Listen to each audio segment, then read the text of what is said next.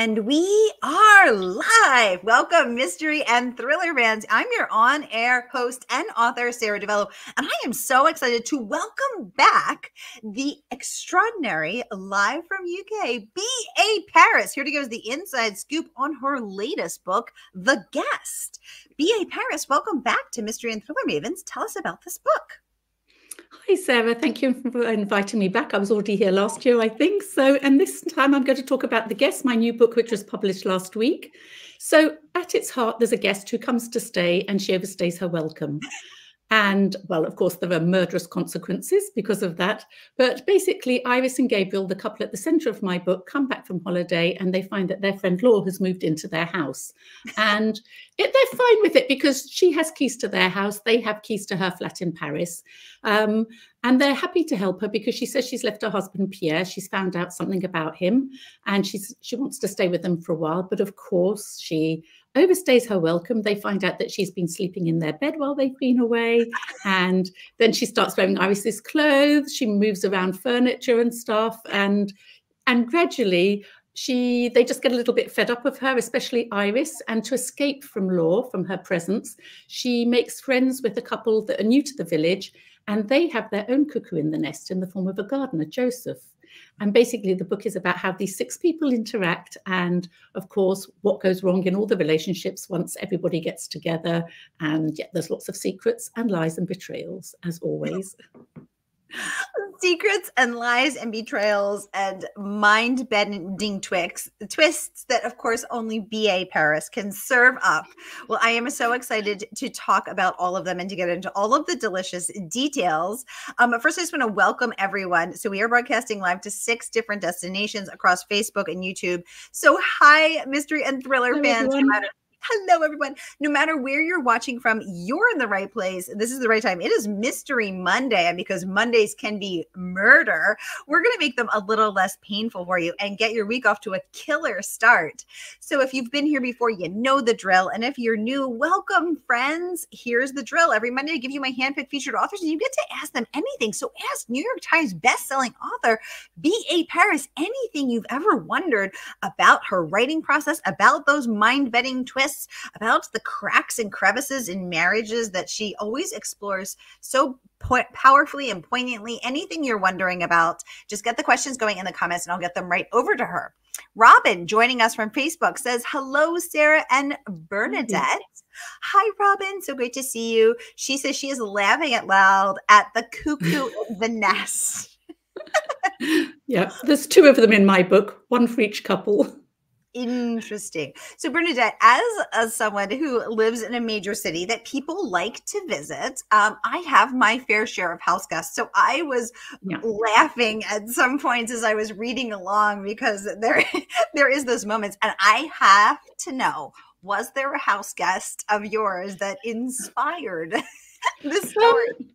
Well, not as bad as Laure in my book, but yes, I have had house guests that kind of stay a bit longer than you'd like them to, because I always think that 3 days, I think it was Benjamin Franklin that said, after 3 days, fish and guests smell, or something like that. And I know that sounds a bit mean, but 3 days for me, 3 evenings, so that's 3 nights, that's 4 days. And I think, for 4 days, I can really concentrate on them and give them a good time, make them lovely meals to eat and take them out and about. But after 4 days, I'm quite exhausted and I just need that space. So if somebody said they were coming to stay with me for 2 weeks, I'd find that really hard work. Of course, it depends who they are. And if it was a friend in need, I'd let them stay for a long time, as long as she didn't sleep in my bed or anything like that. But yes, I think we've all had guests that have kind of overstayed their welcome a little bit. Exactly. Sleep in your bed, start wearing your clothes. Yeah. Exactly. Yeah. Getting a little too cozy. But I thought what was, really interesting was we're looking at 3 really different marriages, 3 really different couples. We've got Esme and her husband who have just moved into the neighborhood. Esme's pregnant. Her husband's much older. They're dealing with a gardener friend that they're trying to corral. Each of the couples has so much at stake. And I was thinking that and then Laure and her husband Pierre are wrestling with some potentially marriage exploding revelations. And then of course we have, you know, the couple that we start out with. So I have so many questions. So first of all, when you, let's talk about the stakes, because I think that really ratchets up the tension. So when you were crafting these 6 people, these 3 different couples, did it come naturally to you to have them all at a steady simmer about to boil over, or did you have to ratchet the tension up? I think, you know, at the beginning, it all seems quite calm. You know, it's only a few chapters in that Laure becomes annoying. So yes, it's that case of starting slowly and just ratcheting the tension up a little bit so people know that eventually it's going to explode, and in the worst possible way. But I think that's it. You just have to lead your reader along, but make them know that there is something that's going to happen, you know, and just keep that tension going. Yeah, because I was noticing that even when at the beginning there isn't that, you know, there isn't anything that, I mean, we have a prologue, and then it goes back to 6 months before that, so we know something really bad is coming. But beyond that, the devastating prologue that we glimpse in the first 3 pages, we feel this mounting tension and this mounting sense of dread, and you do it so effectively. And I was wondering, from a craft perspective, what do you think is the key to that? I think it's just building on that tension. And I think it's, you know, just having those short, snappy chapters with kind of not exactly a cliffhanger at the end, but just making people want to read on more. You know, what you want is the reader to say, I'm going to read one more chapter and then I'm going to go to sleep. And of course, they get to the end of the chapter and there's just that little hook or that little thing. And they say, well, I'll just read one more chapter. And that's what you have to do. And always that there's something tantalizing at the end. So they do want to read on and they know more is going to happen. It's trying to keep, you know, the book flowing. That's what it is, really.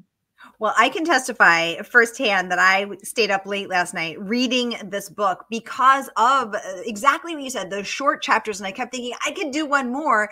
I said at midnight. And then I looked again at the clock and it was 12:20. And I thought, well, I can't stop now because something really exciting had just happened. I thought, well, they're short. They're one more. And then I looked at the clock again and it was 2 a.m. and I was, you know, 10 more chapters in. So I'm here to firsthand testimony that is definitely working.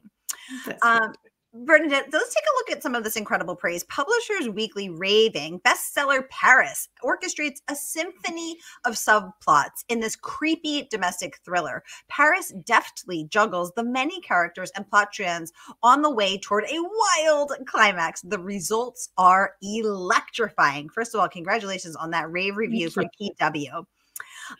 Let's talk about your process because they're talking about the many characters and the plot strands. So how do you plot it out, or do you plot?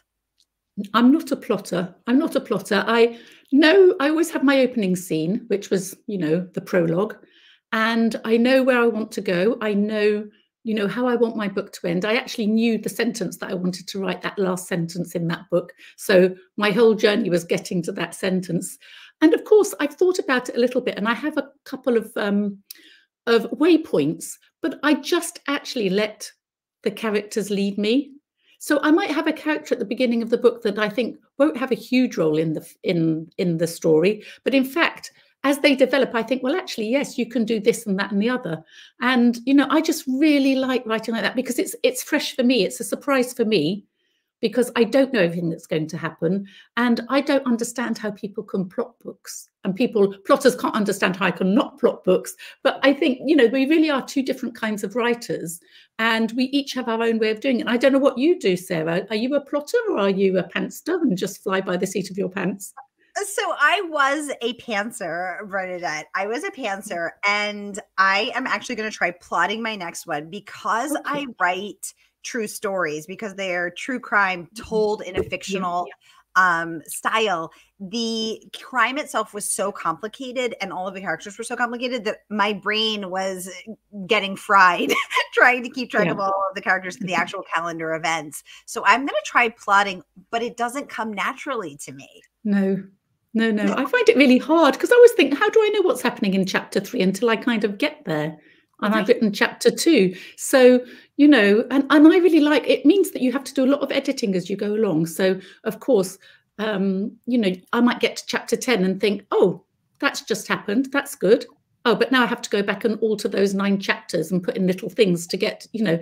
So it's a much, you know, it's heavy on editing, Whereas I think somebody who really plots out their book and probably writes 10 or 20,000 words plotting out their book, when they actually come to write it, it goes very quickly because they don't really have to do that much editing. So yeah, it's interesting. It'd be interesting to get two authors who write differently with the same idea for a story and just see what they come out with. That would be interesting. It would Oh my be. God, that would be really interesting. It would, and An I'm experiment. thinking of a reality TV series. We could That's right. follow the writers. Oh my gosh, I love that. We have Renee joining us now from sunny, beautiful Southeast Florida. Hi, Renee. Wow. Welcome to the conversation. Hi. And we have John joining us from Northeast Ohio. Hi, John. John. Welcome to the conversation. Renee wants to know, how long did the guest take you to write? Okay, well, actually, it was quite quick. I think, the plot is quite linear. Whereas, for example, for my previous book, The Prisoner, the plot was more complex. So that took me longer to write. So probably The Guest, I wrote it in about 4 or 5 months, I would think, to get a good first draft, because I knew, I kind of had a fairly good idea of where the story was going, although, as I say, I don't plot it out, but it didn't deviate too much from what I had kind of thought about in my head. And, it's a really linear, and I really it's really concentrated on the relationships between the 6 people, between these 3 kind of couples. And I really love writing about that. So I find when I'm writing about something that I really enjoy, relationship books, it goes much faster. Oh, I love that. Robin would like to know, do your characters speak to you? Do they ever take over sometimes? Absolutely. And probably the most kind of strident case of that was Jack in Behind Closed Doors, because, of course, in Behind Closed Doors, Jack is the controlling husband. And I knew that he was going to be a bad guy, but I really didn't know how bad. And I was shocked at what I managed to write, because when I would read it over the next morning and I think, gosh, where did that come from? Because it's so dark. And there's things that I wrote in Behind Closed Doors that I wouldn't write now. That book was so dark. I don't think I could ever write a book like that. So it was really, I really felt that Jack was taking over and saying, no, you need to make me even more evil than you're thinking, And I really felt that sometimes he was writing it because I actually didn't know where it come from. So it's a really good question. But yes, my characters do speak to me. They tell me what they can do. Robin, thank you for that great question. Bernadette, thank you for that terrifying, honest answer. I guess I'm curious if Jack's darkness scared you, as it scared me, but you wrote him, where do you think that darkness is coming from? I don't know. Yeah. I don't think I've written a book as dark since, and I don't think I'll write one again. I think it was just a lot of things. I had actually found an agent for another book who then said, oh, I'm not taking you on. After, I remember just being so angry, and I'd kind of had this idea for a book about a controlling husband. And honestly think a lot of my anger and the disappointment at, a lot of anger at the agent who had said, yeah, I'm going to take you on, I'm going to publish your book. It wasn't Behind Closed Doors, it was a previous book. And then actually said, after I'd done the work on it, oh, I've decided not to take you on after all. And I honestly think, I remember being absolutely furious and thinking, right, I'm going to write this really good book now. And I just channeled all my kind of anger into, I think, Behind Closed Doors. Wow. Okay. Robin saying, how cool that your characters surprise and even shock you. Did anyone surprise or shock you in The Guest? I can't really say, can I? Okay. I don't want to. You could tell us which character. You could tell us which character. Yeah. Yes. I mean, they all did in a way, because Laure, Laure is quite naive at the beginning, and she never really got over that. She never actually matured very much. So that quite surprised me, because I did think that she would step up to the mark. But as I don't really know where my characters are going with the story, so I am always quite surprised by my characters and what they do. Interesting. You guys, the book is out now, and you can order from our favorite woman-owned independent bookstore. That is, of course, Murder by the Book.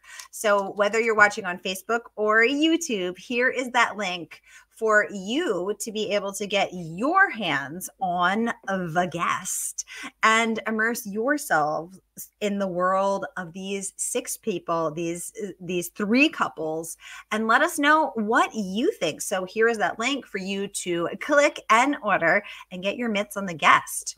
Robin's saying, yes, channel that anger and frustration right into evil controlling Jack. I love it. Yeah. I love it.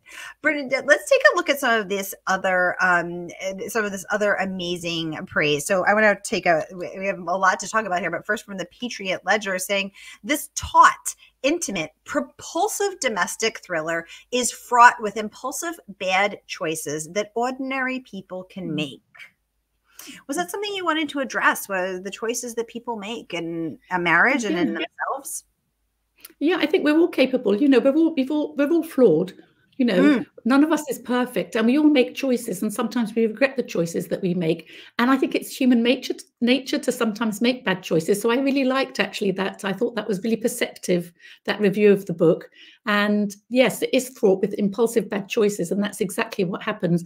A lot of it is impulse and just reaction. And maybe if somebody had thought about what they were doing and took a step back, you know, it wouldn't have had the same consequences. But of course, for my book, it worked out well that they decided to act impulsively. But that is very good. And I do base it, you know, on human nature. We all do that sometimes. We act impulsively and we think, oh, if only I'd thought before I'd said that or before I'd done that, it would have had a different outcome. I think about that all the time. I'm always regretting things that I said or kicking myself. Why didn't I say this? Why did I say that? But I also look around at the choices that people make, you know, either that I see in real life or that I see in, you know, on TV, and I think, oh no, why are you doing that? But it's so true because we're not perfect and we are all flawed. Bernadette, you have 5 children, right? I do, but they're grown up now. So, and I have a couple of grandchildren, little tiny grandchildren that have arrived in the last year, which is lovely. But yes, I do have 5 daughters. And Renee would like to know, do any of your daughters write with you or on their own, or are you the only writer? For the moment, I'm the only writer. What they do is they'll read my books. You know, they'll read a book. It just depends who's not so busy, because when I've written it, I'll always say, is there anybody that wants to read this, just to tell me what they think of it? And so 1 or 2 of my daughters say, yeah, I can do that, you know, which is great. And I have 2 daughters that have said recently, oh, you know, maybe, and they've actually are really good writers at school. I could see from the stories they wrote that they have a lot of imagination, and that's what you need to be a writer. You just need to have a big imagination, and they do. So I don't know, maybe later on, I mean, they're still quite young, so maybe they might one day write. I think a couple of them might try and write a book. One is very interested. She has a story that she wants to write, so I'm hoping she'll do it. In the mystery and thriller genre, Bernadette? Yes, it is, yes. Oh my gosh, how cute would it be if you had mother-daughter Paris's? Well, actually, she did say, one of them, the other one said, why don't we write a book together? And I thought, well, why not? But I'm not sure what that is like, writing a book with your daughter. You know, it'd be an interesting experience. Maybe we will one day write one together. Lisa Scottolini and her daughter co-write an advice column together and have written advice books together, but they have not read, I don't think they've written a mystery book together, although her daughter Francesca has written a gothic dark academia book, Ghosts. Yes, so we will look forward to a mother-daughter Paris duo.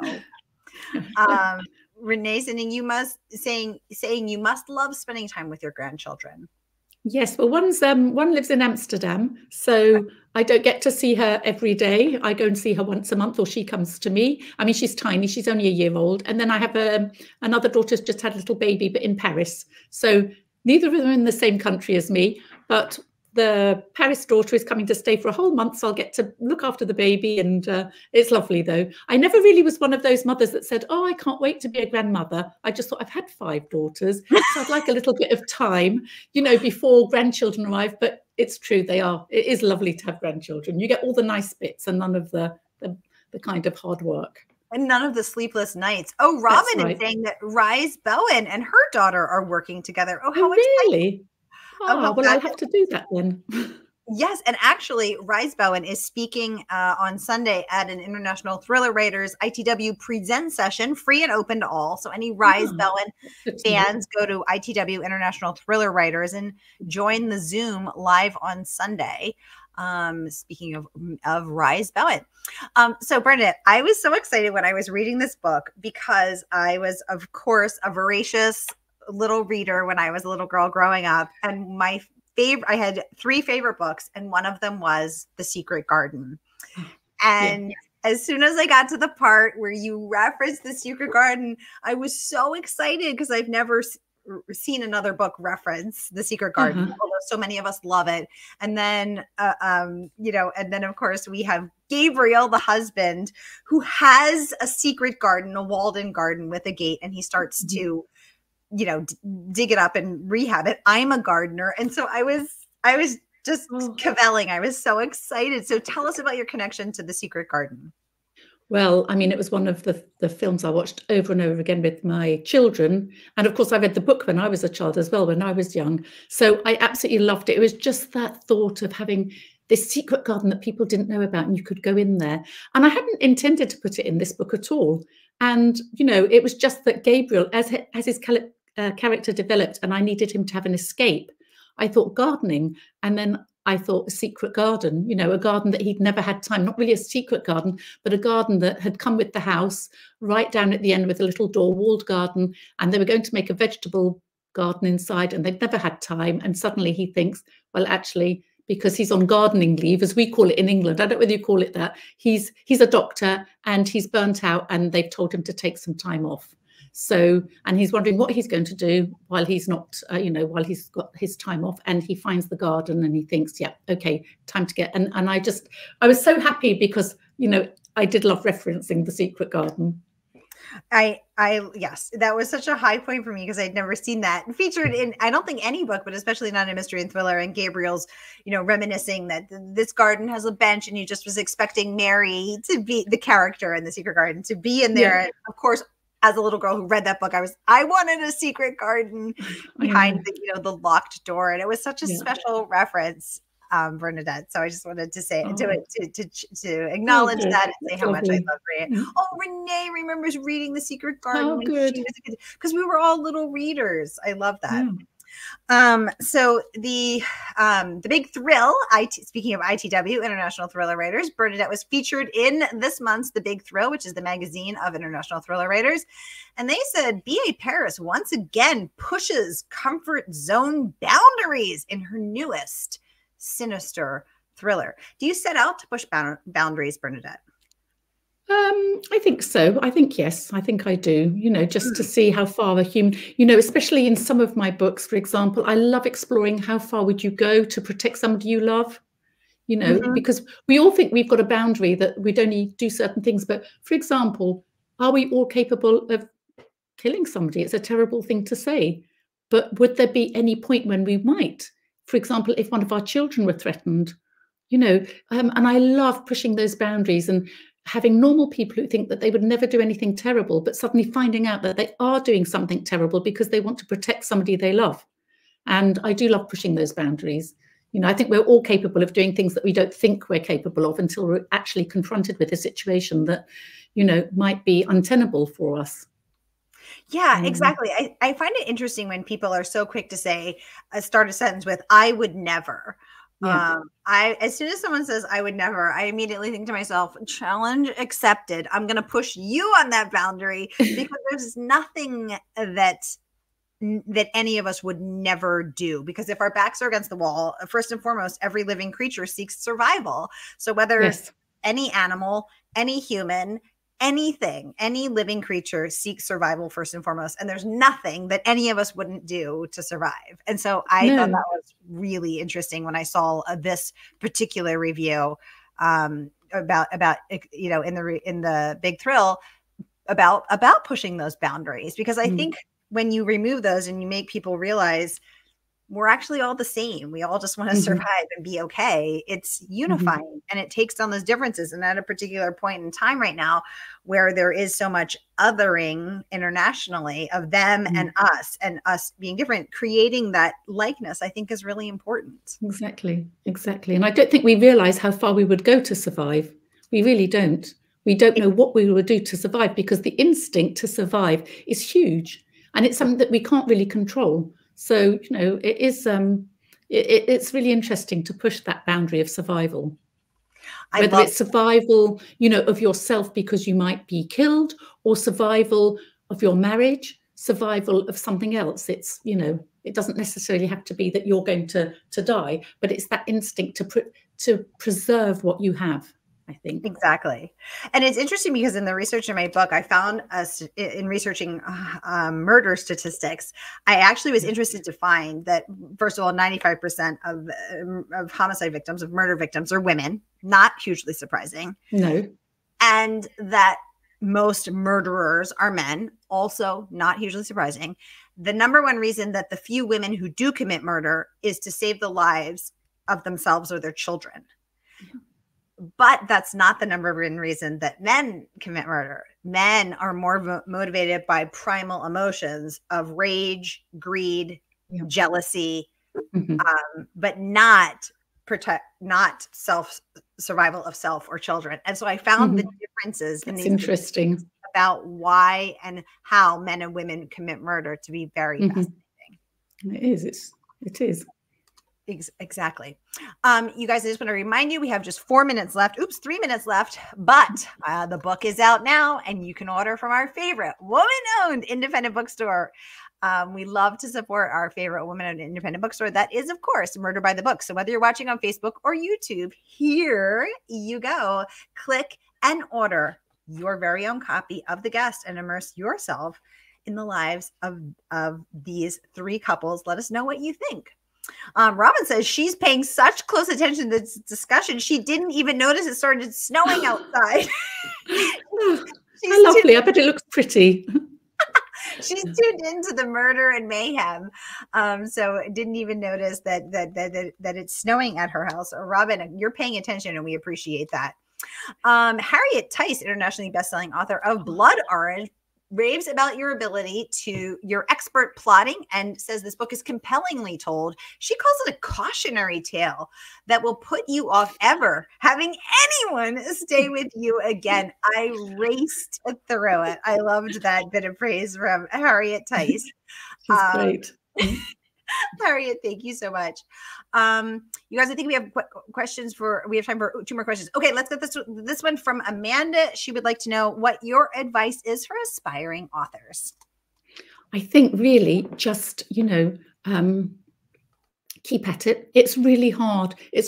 But, you know, just keep on writing and then get your book out there and just have that determination to do something with what you've done. Because if you've written a book, it's no mean feat. To be able to write a book is absolutely incredible, to do 80, 90,000 words. So, you know, and then try and do something with it. But you have to study the market. You have to know the market. You have to know what genre your book is. I didn't know anything like that. You know, I didn't know that Behind Closed Doors was a psychological thriller. For me, it was just a book. But I think now it's much more important to know, because when you approach agents, you have to say, I've written a psychological thriller, or I've written this or that. So study the market and find out which authors have written, you know, that you think your work is like such and such an author. And then, you know, try maybe to approach their agents and say, I've written a book in the vein of whoever your author is, and, you know, and try and sell yourself that way. But just hang on to that inner feeling in your gut that you are going to make it one day. That's the best advice I can give. Bernadette, whose work would you liken yours to, if anyone's? Well, I don't know, really. I suppose many of the other thriller writers out there, I suppose, like I don't know, Ruth Ware, people like that. I don't really know. But I presume we're all writing more or less the same kind of books. You know, I mean, there's lots of us thriller writers that have all started out about the same time, which is incredible, because I think there's that explosion of thriller writers. And yes, I don't know. I've been compared to, I know, you know, people will say, if you like such and such an author, read B.A. Paris. So obviously the readers make the link themselves, you know. And it's so interesting to see those links, isn't it? Robin saying, I am in awe of authors. Oh, Robin, thank you so much. Jane, welcome to the conversation, saying thank you for this interesting discussion. I can't wait to read this book. Oh, Jane, thank you so much. Thank you, Jane. Y'all, we are out of time. Time flies when you're having fun. Thank you so much for spending part of your Mystery Monday with us. And for all of those who are watching and didn't get a chance to comment, or if I didn't get a chance to get to your comment, thank you for spending your time with us. Thank you, Rebecca. Thank you, Susie. Thank you, Jean. Thank you, Hannah, Nancy, just making sure, Loretta,